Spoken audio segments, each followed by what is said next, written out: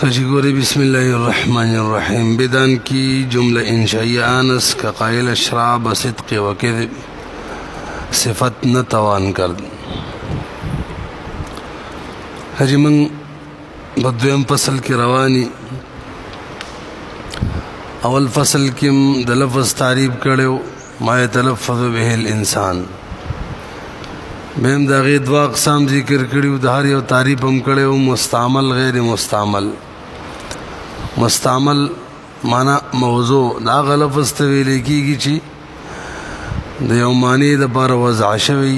یو معنی کې استعماليږي او هغه پکې بند کړل توجه نه برابرېږي چې تورانی یار. او غیر مستعمل هغه لفظ ته ویل کیږي غیر موضوع چې هغه د یو معنی د بارنی وضع شوی یو معنی کې نه استعمالېږي. هغه بره بټن د بره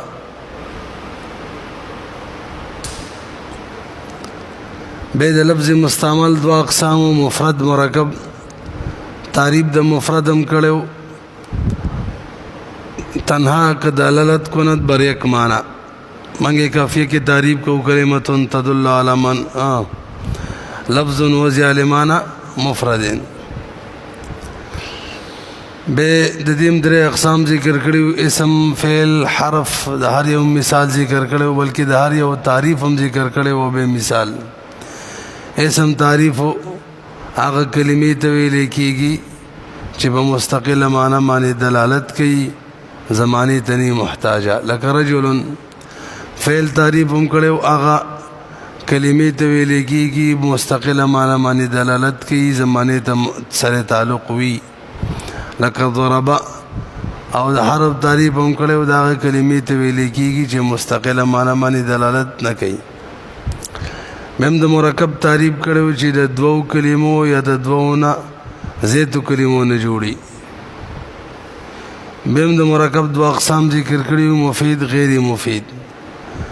مفید هغه مرکب ته ویل کیږي چې قائل باغې معنی سکوت وکي سامع ته فائدتا مورسیږي یعنی یو ته طلب معلوم شي او یو ته خبر معلوم شي. بل دې دوا اقسام دي دې ته کلام او جمله ویل کیږي دوا اقسام دي یو ته جمله خبریه یو ته جمله انشائیه ویل کیږي. نو دویم فصل کې به من اول د جمله خبریه تعریف فکرلو داغه جمله ته ویل کیږي هغه کلام ته ویل کیږي هغه مرکب مفید ته ویل کیږي چې د دې قائل ته د دروغ او د رښتیاو نسبت کېدلی شي. او به د جمله خبریم دویم نمبر کې دوا اقسام بیان کړه یو اسمیه او یو فعلیه. اسمیه تعریف هم کړو داغه جمله خبریه ته ویل کیږي چې اول جزئی اسم وي لکه زید عالم زید ضرب. بمون ویلیو اصطلاحات دادی چې اول جز پکې مسند الیه وی مبتدا ورته ویل کیږي دویم جز پکې مسند وی خبر ورته ویل کیږي. دویم قسم چې دا جمله فعلیه ده د هغه جمله خبریه ته ویل کیږي چې داغه اول جز فعل وی. اصطلاحات دادی چې دا اول جز مسند وی موږ ته فعل وایو دویم جزئی مسند الیه موږ ته فاعل وایو. بیرته دیو اصطلاح بیان وکړل چې مسند حکم ته ویل کیږي او مسند الیه چا معنی چې حکم کیږي. او به اخره کې قاعده بیان کړل چې اسم مسند مراد لشي مسند الیه مراد لشي او فعل صرف مسند راځي او حرف نه د مسند طاقت لري او نه د مسند الیه. نبی موږ دا خبره کړې و چې کلام چې حاصلېږي کنه نو هغه به د دو اسمونو ناراضي یا د یو اسم او یو فعل نه. صاحب د کافی ولا يتأتى ذلك الا من اسمين او اسم وفعل.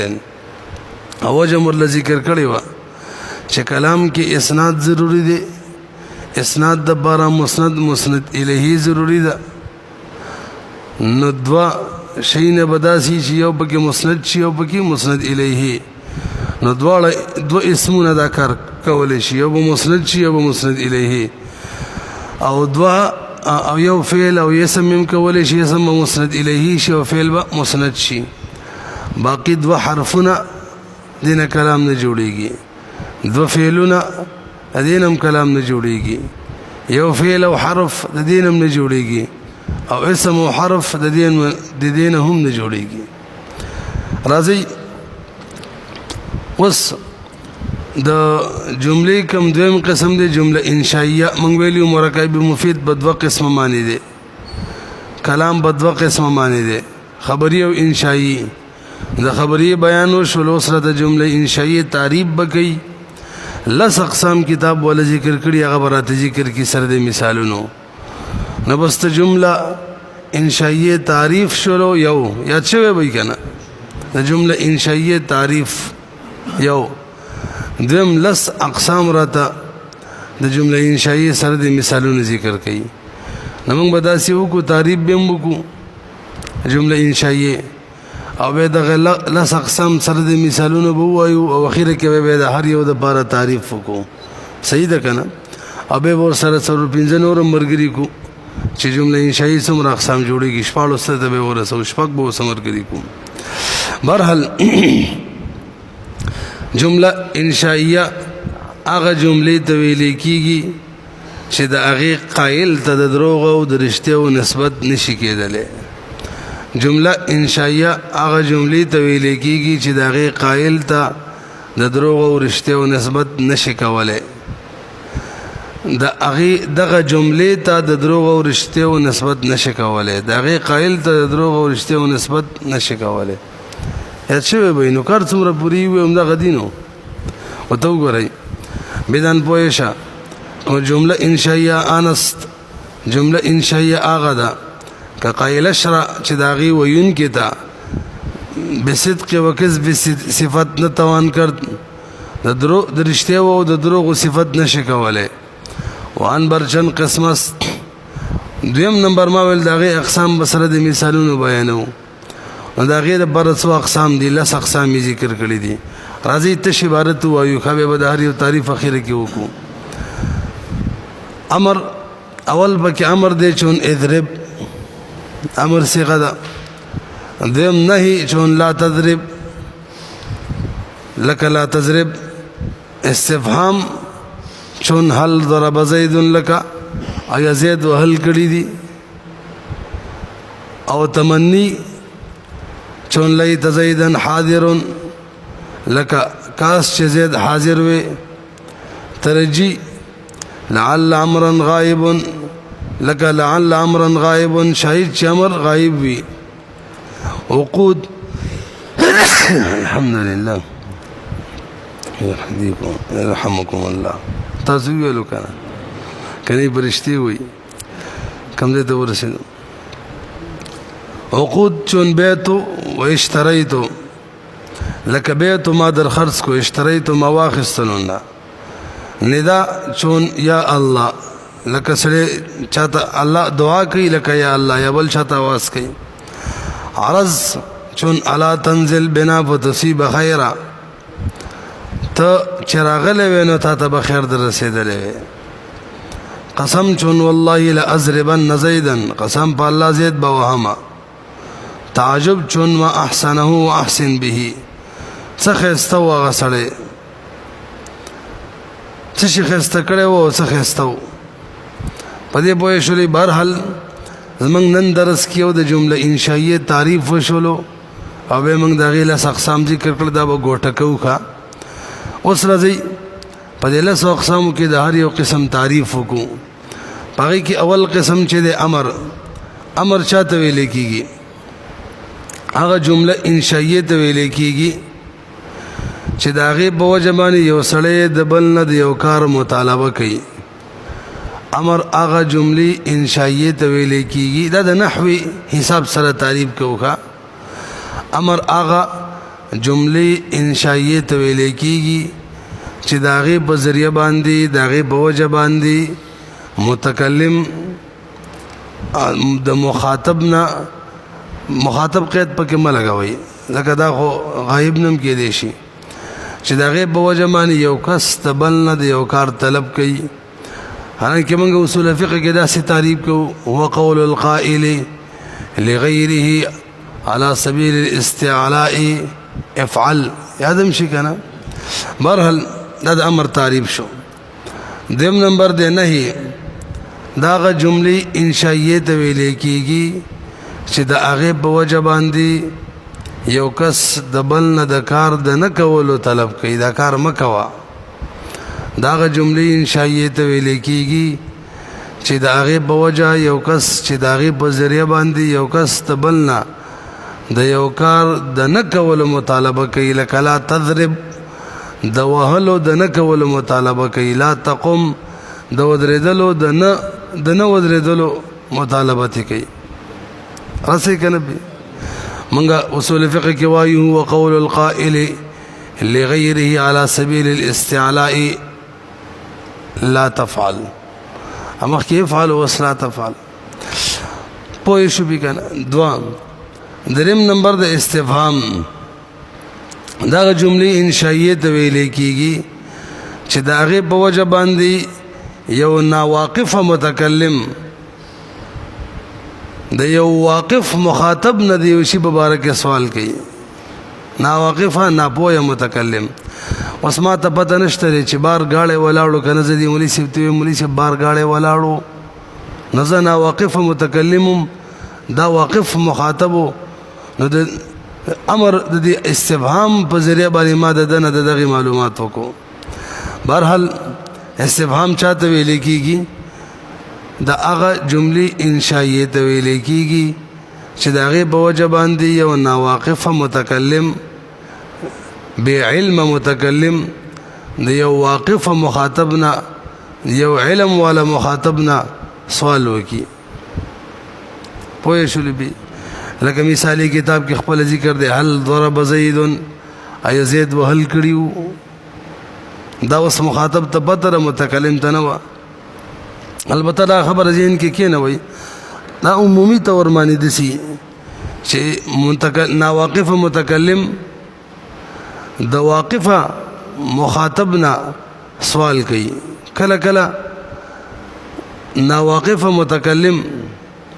توجه جی دا خبر اهم ده د یو ناواقف مخاطب نه سوال کوي هغه ته دا علم نه چې دا هم زما بشان ناواقف ده دا ته جواب کی وی چې ماتم پته نشتا د صحیح کنه کله کله یو واقف متکلم د واقف مخاطب نه سوال کوي به د خلک امتحان وي او کله یو واقف متکلم د ناواقف مخاطب نه سوال کوي به مت امتحان وي یو کول ورزي پاش یو کول نه ورزي ما بخل ورسېدلې به نو ناواقف عمومي تور معنی موږ استفهام دغه توایو چې ناواقف متکلم پکې د واقف مخاطب نه سوال وکي او کله کله داسم کیږي متکلم ته پته نه چې سړی زما په شان دی نه ناواقف متکلم پکې د ناواقف مخاطب نه سوال کوي او ته وایي چې ما ته پته نشته او کله یو واقف متکلم سوال کوي د واقف مخاطب یا د ناواقف مخاطب نه نو به دغه خو امتحاني ولې چې برسو به ان شاء الله هجدا وشو څو شو درې څلورم نمبر د تمنی چاته ویل کیږي داغه جملې انشائیه ته ویل کیږي چې داغه په وجه باندې متکلم د یو شی ارزو وکي تمنی دا هغه جملې انشائیه ته ویل کیږي چې داغه په ذریعہ باندې یو متکلم د خپل یو خوښ شي ارزو وکي اگر دلته سړی غواړي دا چې زید حاضر وي نو الی تزیدن حاضرون کاش چې دا زید خو حاضر وي تاسو ما ور سره خبره پرې خو دله چې دې ته د دروغ او د رښتیاو نسبت نه کیږي لکه امر کې اضرب الکه د پکې ولګوا دی وخت څوک متکلم ته ویل شي چې دروغ دی ویل باید څه خبر خو نه دی ورکړی چې ته دروغ دی ویل یا ته دا ویل شي چې رښتیا دی ویل نشي ته ویل ځکه دا په خبرې کیږي چې خبر ورکې نو خلک وایي چې دروغ خبر دی ورکو یا د رښتیا دا خبر نه ورکړي دغه شان لا تضرب وهل مکوا دغه شان زید وهل کړیو دې صورتونو کې دغه شان لیت زیدن حاضرن په دې ټولو کې چونکه خبر پکې نشته نو قائل تر دروغ او درشته نسبت نه کیږي نو ځکه خو جمله انشائیه ده مولوی صاحب ویګو کنه څو شو څلور پنځم نمبر ترجی داغه جملې انشائیه ته ویل کیږي چې داغه په ذریعہ باندې داغه په وجه باندې متکلم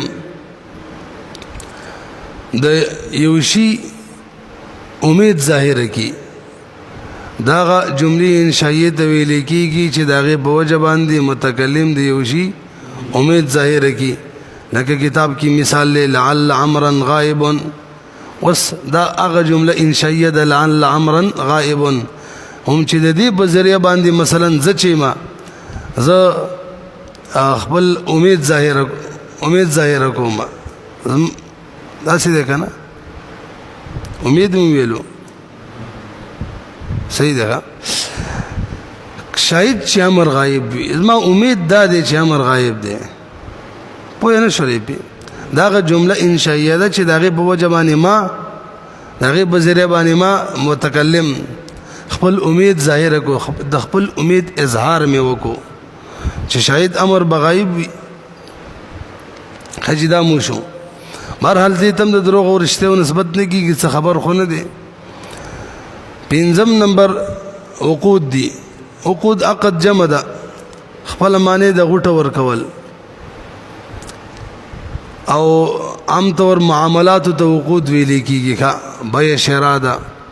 نکاح کی ایجاب قبول له دغه شان هبه ده قرض دي عاریه اجاره دې ټول ته ویل کیږي خبر هل مثال ولد بای ور کړي بیعت و اشتریت اجاره کی کور میں بکری در کو وای ماوانی ولو یو وای دا کتاب د مطالعه لرا کا عاریه د بل وای در میں کو زر روپے قرض را کا در میں کړی دغه شان یو وای دا کتاب میں تا ته هبه کو صدقه کو بل ما قبول کو نه ټول عقود دي کی یوم د سنه د چغې د دروغ او د رشته او نسبت وشي مرحل بره تعریف ادا ده دا جملې انشائیه ته ویل کیږي چې دا د یو عقد د توې کېدو په وخت کې ویل کیږي دا جمله انشائیه ته ویل کیږي چې د یو عقد د پوره کولو د بار ویل کیږي د یو عقد د کولو د بار ویل کیږي کاغه بیاوی لکه به تو اشتریتو کاغه اجاره وغیرہ وی په یو به کنه برحال دا مو شو به څو شپک شو کنه وم نمبر د به ندا دا جملې انشائیه ته ویل کیږي چې داغه په ذریعہ باندې داغه په وجه باندې متکلم مخاطب لرا ځان ته متوجي کی یا زیدو مونږ ویل ک زیدا هغه مخرواړي کله طالبانو ته استاد ویل دی خو ګوري ټولو ته به ګوري برحال هغه جملې انشائیه ته ویل کیږي چې داغه په وجه باندې متکلم مخاطب لرزان ته متوجی کی هو المطلوب و اقباله کافی کلن تعریف کړي خجی و اتم نمبر عرض دے داغه جملې انشائیه ته ویل کیږي خپل معنی د پیش کول ما لغوي معنی پرې خو دي خو بس منګه څه کو مقصودی اصطلاحي معنی دي عرض داغه جملې انشائیه ته ویل کیږي چې داغه په وجه باندې متکلم مخاطب لرا پنرمای سره یو چیز طرف تراغب کی داغه جملې انشائیه ته ویل کیږي چې متکلم پنرمای سره مخاطب یو شی طرف تراغب کی لکه کتاب کی مثال لے الا تنزل بنا فتصيب خيرا انرمای سره خبره ده چراغله به خیر بدر رسیدلې وي مانه به د پر رازنن خو نه راغله یو ته وي سبا البرازین او ته وي چې راشي خیر بدر ته ورسیږي رسې بدی نو دعوت ورکي او بنرمۍ معنی ورکي دا څه وته نه وي چې خامخا راشه دا دعوت هم ټیک نه څوک به دومره مجبوره کوي نه کور کې پروګرام کړی واده وغیرہ او د بل مصروفیات ته نه ګوري بس وي راضي به خامخا غریب سخت تکلیف کې ورزيږي نو سوال دانه دي چې سوال اصل کې دا دی چې دا سره تخزان خوشاله کده څوک راغواړي خوشاله هغه حقیقت کې ځان خوشاله چې بس راشي زه ورزش کوم مازیګر کې نو دلته نو مازیګر کې ورزش خو ورزش شي زه پیدل ځم په دې پل نو دې کې مقتدی راته گاړې ودرو راوخیږه ملګری مرګري زه ورزش کوم نه نه نه راوخیږه مل ورزش کوم نه نه نه بل بد خبره ده زب غاړي کې موږ بس منځونه کوو ته پیدلې مل ورزش کوم والله کرانه لاړ شي فتڅوین بس ټیک دی سورو ختلو چې یو منټ مظلم نو کړي په دې غاړي کې متل ګوره ورزش مطلب دار زه به شپې خپای مچنن می کار ونه کو ډرایور سره وته چې ته دا خوشاله کې خپکی او ایز ما کوس کا ورزش کوم ته بهم بشي ملګری قسم دی پوره شو ډرایور خپل تکړه سره غوړ قسم دی پوره شو بس پرې دې څه دی کو شو تاسو به کې ګنده په نرمۍ سره یو سرینا یو کار مطالبه نه کوي یو کار طرف ته راغب کوي نه بلکې دا زبردستی کا جبری دا ټیکم نه برحال نهم نمبر قسم دی نو قسم هغه جمله انشائیه ته ویل کیږي چې داغه په وجه باندې متکلم خپل خبره مضبوطی زید بوهم دای خبره ده نور بسی وی والله الازربن زید قسم بالله وهم به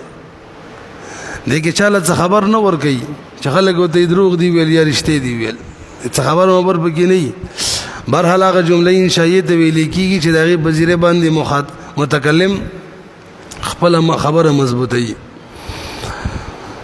لسم نمبر دے تعجب دا هغه جملې انشائیه ته ویل کیږي چې داغه په ذریعہ باندې داغه په وجه باندې متکلم چره د تعجب اظهار وکي یو شی خوښي اصله کې کم کیفیت راشي دغه کیفیت اظهار چې په کوم جمله معنی کیږي هغه ته ویل کیږي جمله تعجب نه رسي به څه علم دی او څه کاریګر دی څه خسته سړی دی نه دا څه خبر نه دی چې څوک او ورته وي تا دروغ ویل یا د رښتې ویل مړي سه پوه شو پی برحال دا لس قسم د جمله انشائیه د سره تاسو لګ نور مرګري کوي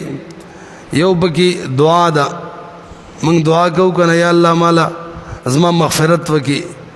ندلتم قائل ته د دروغ او رښتیا او نسبت نشي کوله ځکه دعا په حقیقت کې د امر صيغه وی ښا خودم راده چې امر کې متکلم ځان لوی غني په مقابله د مخاطب کې او دعا کې ځان سره عاجز غني په مقابله د الله جل جلاله کې چې ځم مخاطبي او د دې سره یو بل شی دی غي ته التماس ویل کیږي چې هغه کې صيغه د امر استعماليږي خو متکلم مخاطب لره نه د ځان نه وړو کې او نه د ځان نه غټ غني بلکې برابر یې غني لکه سره مرګري ته وی ځکه نه کې بو خراباني وسکا افعال مدح او ذم دا دولسم شو د مدح او د ذم کم افعال دي دم جمله انشائیه وی نعم وحبذ بئس وساء شرازي دغه شان دی لسم نمبر افعال مقاربه دي افعال مقاربه دا کتاب په اخره کې راځي ان شاء الله کا خجی او 14 نمبر به تحديث دي دا حروف دي بدی دا په کوم فعل معنی کوم جمله معنی ور داخل شي رات زول د پاریخه نو دا هم د جمله انشائیاتونه او بنزل نمبر رب چې په کوم جمله ور داخله شي کنه دا جمله انشائیه جوړیږي او 14 نمبر کمی خبری چې په کوم جمله معنی دا کمی خبری ور داخل شي دا جمله انشائیه جوړیږي بهرحال 14 قسمه د جمله انشائیه شو نو اوس موږ څنګه بیجن جمله خبری ده که انشائیه ده لکه په 14 قسمونو کې یو قسمونه موږ بوایو انشائیه ده او کنه بس به خبرینو ان شاء الله امید دي تاسو ټول به دا سبا پورا ګوټه لګوي دي دا څه ده کنه اوس راځي لکه شان اجرا وکړه واپس شروع له عربی دا هم نه دی ویل کنه دا الګدار نه ير نشي خدام ضروری دي چې کله یې ردل تاسو به یادوي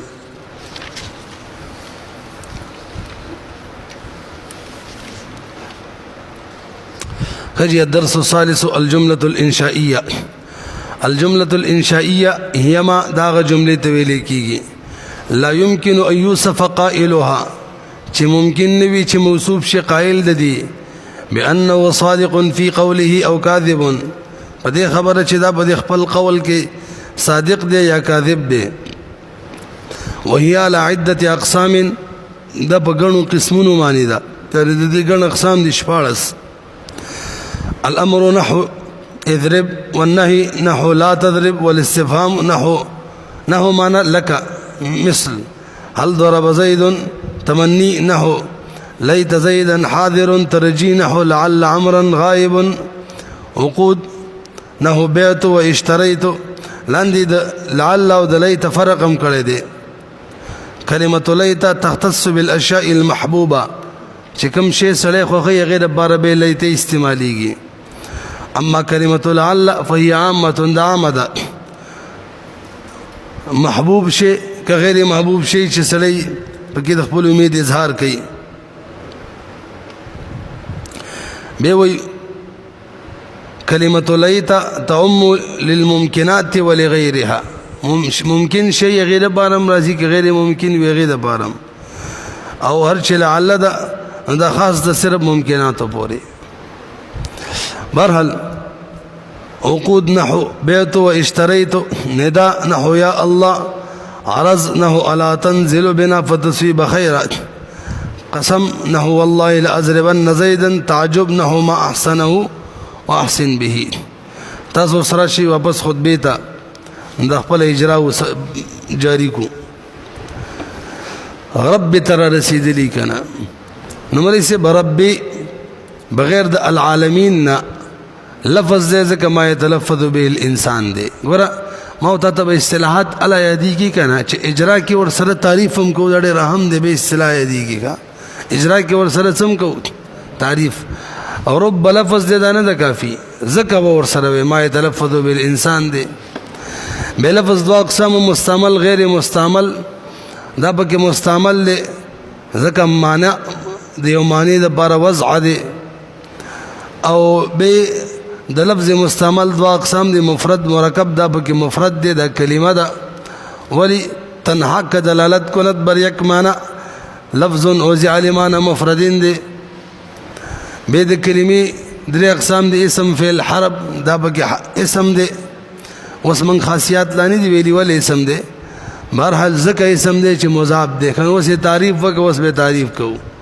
کلمه تدل على معنى في نفسها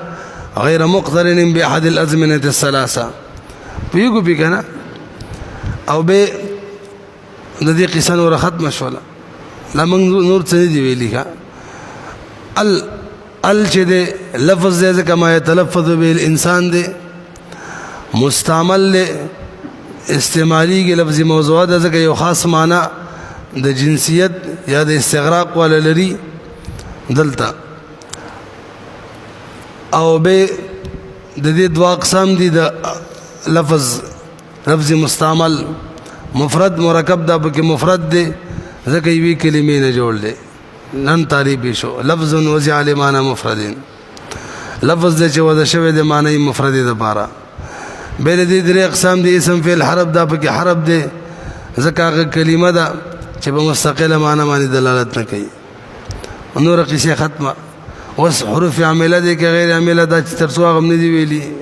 نه ویلي هغه پورې بس نه وایو مرب دې کوم مبني املا نه دی ویلي نو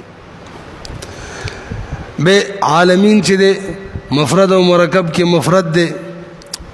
مخکې پرې خودلو لفظ دی ځکه ما يتلفظ به الانسان مستعمل او موضوع دی ځکه معنی د بار وضع شوی دی او مفرد دی ځکه تنها ک دلالت کړت بر یک معنی او اسم او فعل او حرف کې اسم دی علامه د اسم نه د ویلي منګه خو بهر حال ابلام په داخل له جمع ده تعریفی کلمه یو تدل على معنى في نفسها دعاء غیر مقترن باحد الازمنه الثلاثه درې مخکې به څه نه دی ویلي خن رب العالمین دا مفرد دی که مرکب دا وس مرکب شو مرکب چاته وي چې د دوو کلمو یا د دوو نزيتو کلمو نه جوړي دا د دوو نزيتو نه جوړ دي نو به مرکب په دوه قسم معنی دی مفید غیر مفید مفید هغې ته وایي چې قائل برا سکوت کند سامع ته خبر یا طلب معلوم شي او لا دا غنه دی رب د ټول عالم دی چې شه دی رب د ټول عالم څه دی دا بس نشته خبر بس نشته نبی د مرکب غیر مفید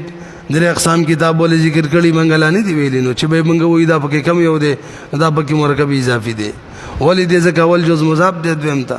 دا به ان شاء الله د غشن ټول کتاب به یو لفظ کې ویل کېږي چې څومره سبق ور سره وایو صحیح ده کنه مزید خیر